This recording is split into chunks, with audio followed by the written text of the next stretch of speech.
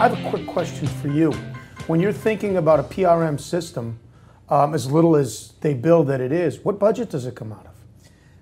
It's interesting That's to think a fascinating about it, question, because, and in essence, what happens for CEO is to really do a partner program right, you need to create a partner budget. Right. You need to create a budget just on the partner programs, and what you end up doing is evaluating a direct sales versus partner program. So if I were to implement a partner program, what's my startup cost, what's my ramp-up cost, what's my growth cost, versus if I do a direct sales program, what's my cost? If I hire a sales rep, I know what my ramp-up is and I won't know what my return is. But that's ultimately the challenge there is you know, and I love John's answer, and I honestly, I don't think a lot of CEOs out there are thinking that way, that if I'm going to get, you know, a partner program together, oftentimes they think the first thing I need to do is go out and find partners and let's identify them and get them going. And in essence, what John's saying is build the infrastructure, get your systems in place, because in actuality, if you do that, then when partners come on board, they've come on board to something. They've come on board to a systems that then are beneficial and get them going, get them started, which is hugely beneficial. And to finish up with some takeaways, I mean, his question about balancing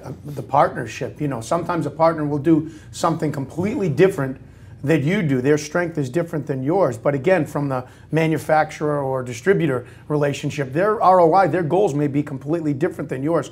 There really is a balancing act there to find people that are the right partners and how you're really going to build a good relationship. Well, and I think, you know, a couple of interesting takeaways that came of this. First of all, I think his stat, if I remember it correctly, was 60% of sales are done indirectly. Mm-hmm. But yet oftentimes when you're sitting there as a CEO, you're thinking of hiring salespeople. It's how many salespeople can I hire and how do I hire direct salespeople?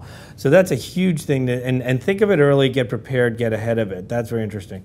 Alignment of goals, to me, I think, you know, we talked about that, but think when you are on the partner side of it, you know what your goals are and you know what you need to achieve. But when you're on the manufacturer side of it and you're out working with partners, think of their goals and identify and understand their goals, because that will allow you to then work inside of them, which is the key, versus working sort of outside of them.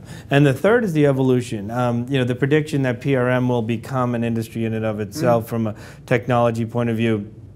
I think it's very true that people are talking more and more about partner programs, and in essence, with the flexibility that technology is allowing for these days, it's much easier to implement a partner program than it was before, because it used to be feet on the street, and now it's, you know, done online and through online collaboration.